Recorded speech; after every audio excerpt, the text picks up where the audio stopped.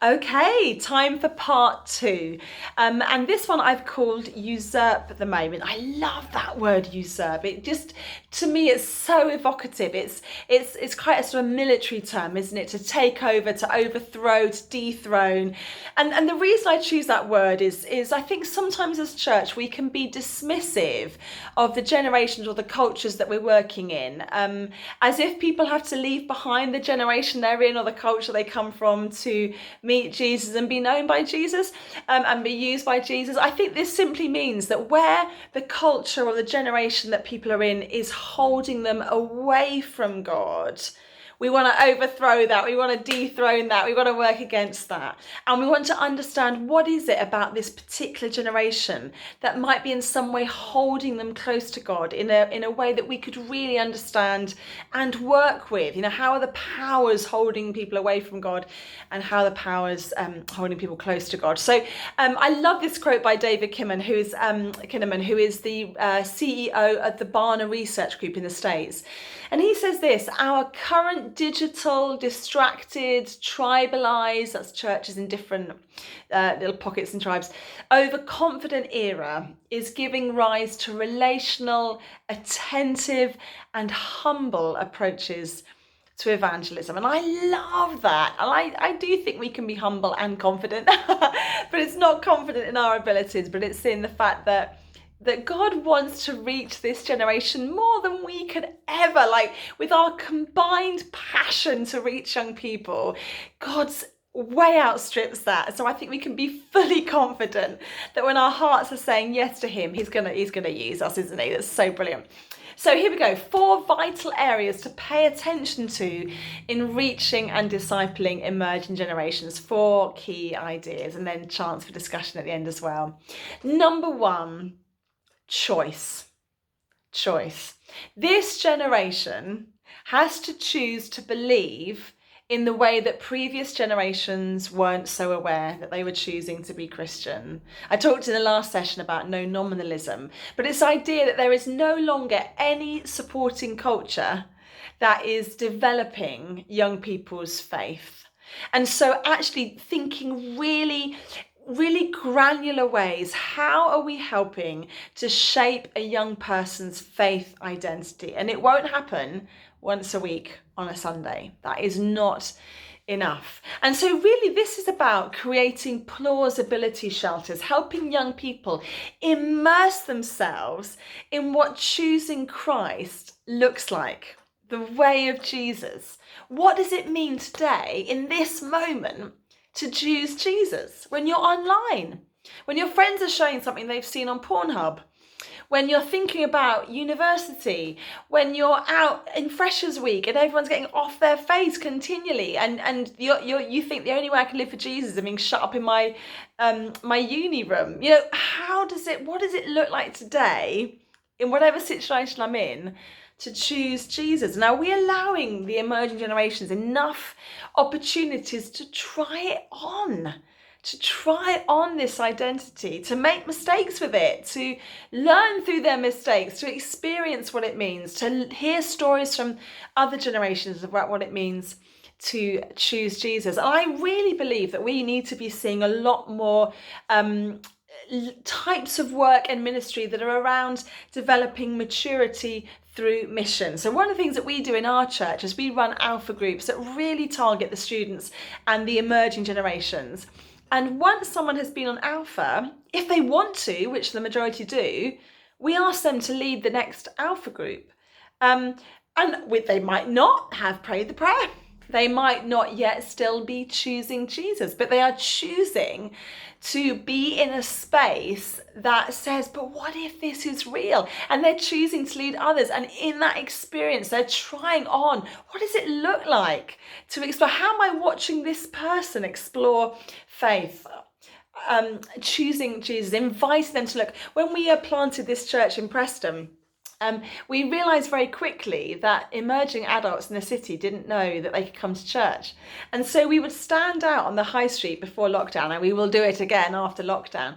And we'd stand on the high street with a big free donut wall, ring donuts and coffee, and we'd say, there's like a service happening on in there. Do you want to go and check it out? And they would invariably, these young adults would say, I didn't know I could go into a church. And we'd say, yeah, of course you can. There's coffee, there's donuts, go and check out what's happening.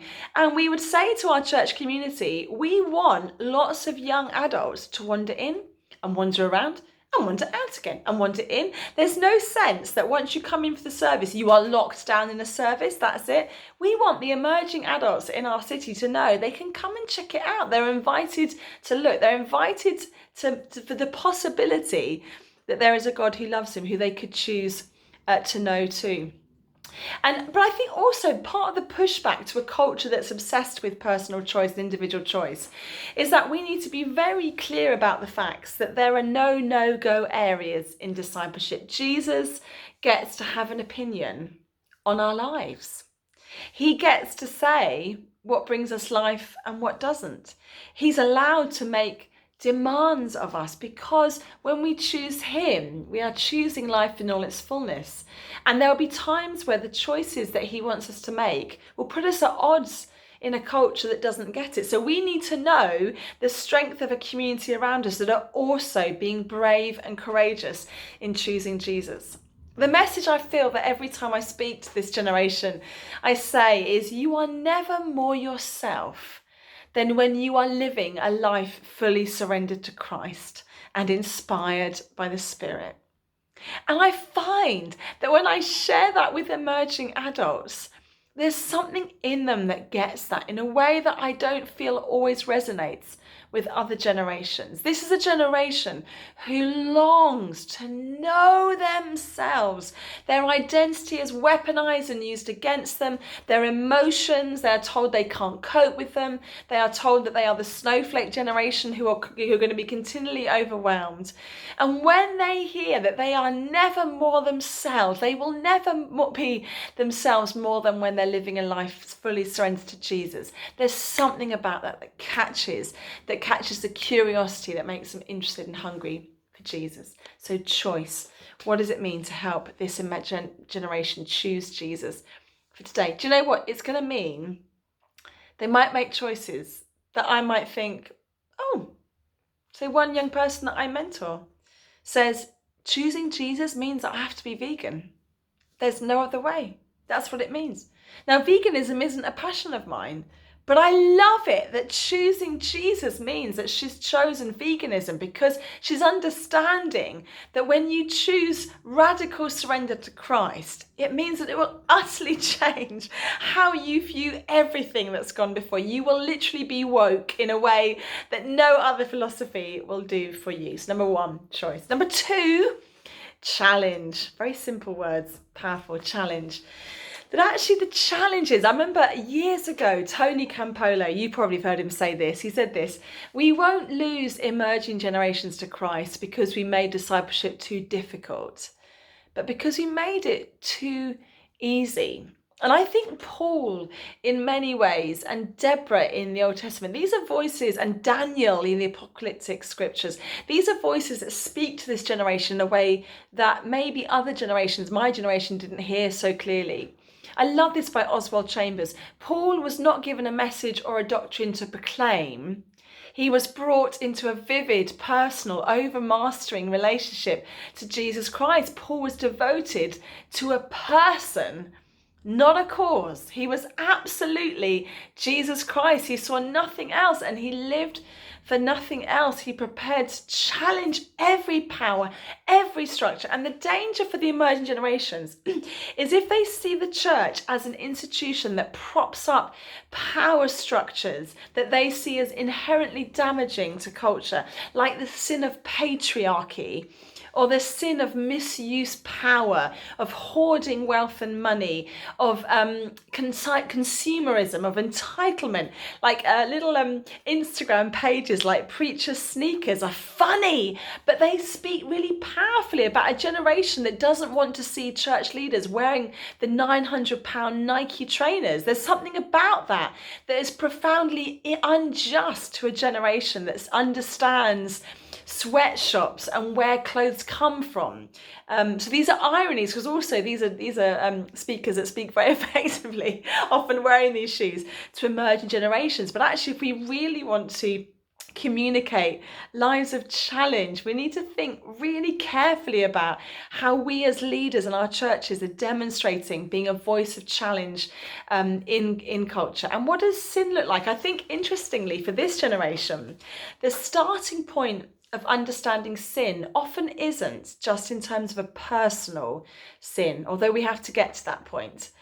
But I think the way this generation understands sin is the kind of the power structures that hold people captive, and understanding sin in terms of power, that Jesus came to free us from the power of sin, so that we actually can live in ways that don't only mean personal purity for ourselves, that we become this living provocation in communities. I mean, when Jason and I first moved to Preston in the Northwest, and we were part of this church plant, oh my days, the gods with the small g's didn't like it. Because Preston Minster is a church that is in the heart of the nightclubs, the heart of the sex working district, the heart of the homeless community. And we reopened a church that had been quiet and slumbering for many years. And fairly early on, the first couple of months that we reopened the church with the team, Jason's one of the 3 leaders, there's 2 other leaders as well. When we opened it, one morning, the pub landlord opposite said, what are you guys doing at the Minster? And we said, what do you mean? They said, this morning at 8:30, hundreds of rats ran from from the graveyard, ran from the church, under the church, and just ran down the road. And a couple of the sex workers said, yeah, we saw it too. And it just feels like God's saying, I'm stamping onto Pharaoh's territory, and I'm going to cause a bit of a storm, and the powers won't like it, but I want you guys to be here as a living provocation that there is a new king. Like, the enemy doesn't rule this area. Jesus is king, and helping this generation see that when they say yes to Jesus, they become part of the agitation of the powers. That is powerful. That is powerful. So number 1, choice. Number 2, challenge. Number 3, encounter. What I'm hearing massively at the moment from church leaders, and we're finding it too as we move church online, is that teaching can be great online. Praying for each other can be great online. Sharing stories and testimonies can be great online. Seeing each other's little faces on Zoom can be great. But what we're all struggling with is those depth of Jesus encounters in our worship. Are you finding that too? We're finding that. This space to encounter God, to be encountered by God. And one of the most defining marks of the emerging generations in terms of their spiritual lives is their profound spiritual illiteracy. And because of that, there's a profound spiritual emptiness, a hunger. And I remember a couple of years ago, before we moved to Preston, I was running a youth group for girls. It was girls that had been referred to me by the local high school with very, very low self-esteem. And another local council-run group for girls was shut down, and they asked if they could join up with ours. And I said, of course you can, we'd love that. The girls need to know that we're Christians, so we name drop Jesus, and we think about what it might be like if we blew the roof off our thinking and thought there was a God, and if there is a God, does the God love us, and what difference does this God make to us? And the teenagers were like, yeah, we're up for that. And I remember one night I delivered what I thought was a really good session. I'd planned it, I'd got my post-it notes, got my hot chocolate, and all I could see was their eyes were wandering, because in the next door, we were next to the main worship area in our church, this beautiful Anglican building with stained glass windows. And I could hear the worship band had set up for Kingdom Come, a prayer night for our church, and they'd sort of set up loads of candles. They had some guitars in the middle, and the guys were practicing and singing, and the girls were like, can we go and listen to that? And I was like, girls, I've prepped an amazing session. And they're like, no, we want to go and listen to this. So I was like, yeah, all right then. So we went into the main worship area and they lay down on the cushions. And for the first time in the year that I'd run this group, they were utterly still. They were utterly silent in this dark space with some candles lit and a couple of young dudes with beards, boys growing beards, very young. Honestly, what's that all about? Wish I could grow my beard. Anyway, they were just listening and they encountered, and it just blew them away. They couldn't understand it. They couldn't explain it. Last week, I was on a Zoom alpha group, leading an alpha group, and I said to the young people on the group, the young adults, why are you here? And one young woman said this, well, I came into the Minster once on a Sunday night just before lockdown, and I sat on a sofa at the front, and I don't know what happened, but I just cried. I just cried the whole time, and I remembered her crying. She was literally sobbing the whole way through. I just cried. I have no idea. I don't know what it was. I just cried. These moments of encounter, I think, is so important in our work of reaching emerging generations, is that we create, well, we don't create it, the Holy Spirit creates it, doesn't it? Doesn't he? But we say, Holy Spirit, we want to shut up and we want you to just encounter these young people, this emerging generation. Encounter them, blow them away, like do powerful stuff, like go crazy. It's okay because the space is safe, because this is you and we've got all our safeguarding in place and we understand what it means to create safe environments where if they're feeling overwhelmed they can talk to us and there's no manipulation, there's no control. This is not about them coming to the front to make us look good, but we say, God, in this moment, deep spaces. So I think the place of prayer is just like, if you do one thing as a result of this today, pray. Pray that God opens up deep wells in your communities. Pray that in this time of lockdown, emerging adults will get hungry for transcendence in a way they've never had before. That they will even now be encountering God's divine presence as they're kind of chugging their way through Netflix, getting bored out of their brains. We had a 17-year-old boy walk into the Minster about a month ago, and he was entirely on his own. And eventually I said to him, why are you here? And he said, well, last week I was just hitting the worst of my life. I just don't know what's going on. And I just sat in my bedroom and said, if there's a God, you've got to show me who you are. And I met Jesus. Just like that. Just, I met Jesus. Have you done a course? Like, I didn't want to explain this to you. No, I met Jesus. Like these deep encounters. Let's pray for them that God will just kind of meet young people where they're at and they will be hungry for him. Encounter. And then the fourth one, number 4. I'm getting quite emotional. You can tell I love this stuff, don't you? Unleash. We've had choice, challenge, encounter. And number 4, unleash. We have to empower this generation to do stuff, not token stuff, to help them use their faith and to be useful to their faith community. Now, this is where James Emery Smith, who I quoted at the beginning, comes in so handy, because he says this: one of the natural flows of church is to grow older. He uses the word skew, S-K-E-W. One of the natural flows of church is to skew older. Left to itself, every church will just grow older and over time lose touch and lose connection with younger generations. So he says this: if we want to reach emerging generations, if we want to be unleashed into emerging generations and unleash them into the things of God, we have to, by default, skew younger.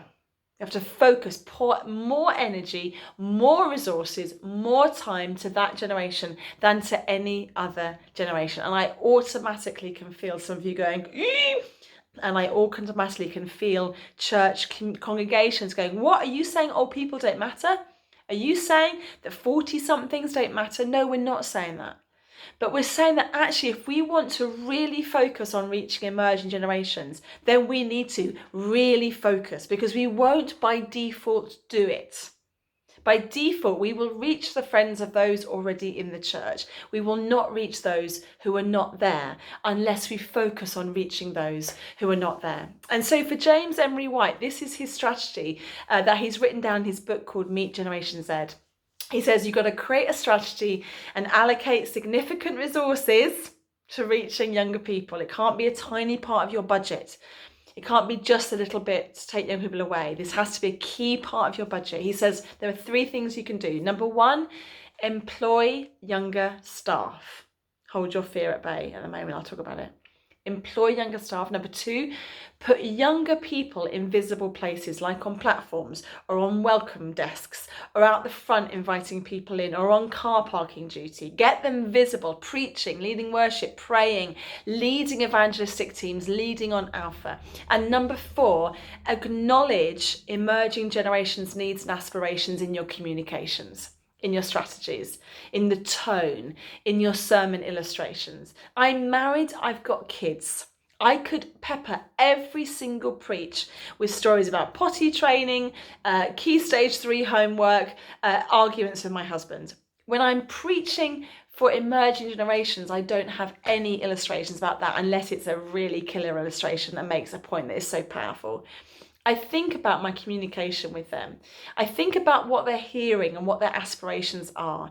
And I talk in such a way that says, I understand, I'm from a different generation. I don't have the same lived experiences as you. But some of these overriding things we all share, I'm going to share with you now. And I'm going to think hard about the illustrations that I use for that. So employing younger staff is really key. But it doesn't mean that older staff have no place. Because what's really important for this generation is they have sage, wise, older warriors in their life. I'm 44. I am increasingly an older sage warrior in their life. When I'm 84, I am still going to be cheering on the 10-year-olds to preach and the 20-year-olds to preach. And it means that increasingly what we need to do in our bridging generations and older is we have to get out of the way quicker. We have to be less visible so that younger people can be more visible. But we need to be more in their lives, mentoring them, coaching them, cheering them on, protecting them, standing really closely with them, but really making sure that we are unleashing them to be leading, which doesn't mean we have no role. It just means that our role is precious and it has changed. We need to be asking big questions about who the people are that we are drawing up underneath us. And I think about that a lot as a woman, actually, in leadership. When I'm invited to speak places now, sometimes I will ask if other women have been invited or if it's just me. I will sometimes ask whether they ever invite women of colour or women with disabilities or women who don't come from the same economic background as me. Because I think it's really important that actually if I want to see more women leading in church, I need to get out of the way and do a bit of emotional labour to get some of my sisters in positions that they might not always be invited into. And we need to be doing that in our churches too, a bit of the emotional labour to say, we've not seen a 15-year-old teenage boy preach for a while. We've not seen a 14-year-old teenage girl lead worship, not backing singer, lead worship. We'd like some 18-year-olds on our church leadership team. We're going to do team preachers of older and younger together, but it won't be that the younger person does the jokes and the older person brings the meat. We're going to sit and listen to them, have a really in-depth theological conversation together in front of us about how these issues play out. There's some really creative things that we can do as we reach emerging generations. And I hope that some of those thoughts have been helpful to you, and probably you're already doing them. At the beginning of the first section, I talked about John 5 and Jesus entering the colonnades and in Bethesda, Hesda. And in both Hebrew and Aramaic, the word Hesda in Bethesda could also mean shame, disgrace, a terrible place that becomes, because Jesus is there, the very place of wholeness. I think the double whammy for emerging generations, if you think about the last 5-10 years, has been the Brexit debate and just the kind of the fracture in terms of the impact in different generations of the Brexit result. And then, of course, the pandemic. And the years to come of uncertainty around unemployment and the mental health ticking time bomb. The National Youth Agency reckons that 3 million young people are going to emerge from lockdown with triggered mental health needs because of lockdown. And I've messaged them and have had lots of conversations saying, do you know what? The church in your communities is standing ready to love and support these young people in their communities.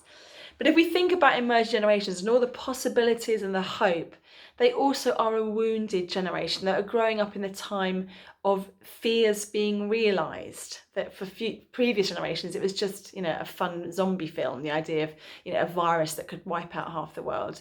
These are young people growing up with these suddenly being real. These are realities. A place of fear, a place of insecurity, a generation that understands shame as a powerful weapon used against them.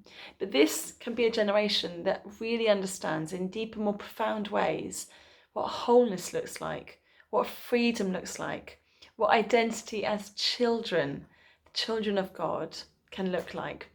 So I want to encourage you in your God-given calling to lead all the generations in your community, that God will give you wisdom and grace and patience and courage as you devote yourselves to God and to God's mission.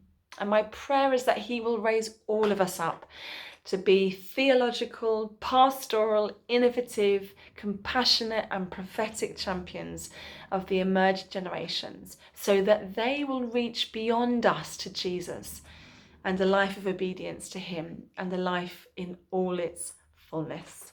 Thank you.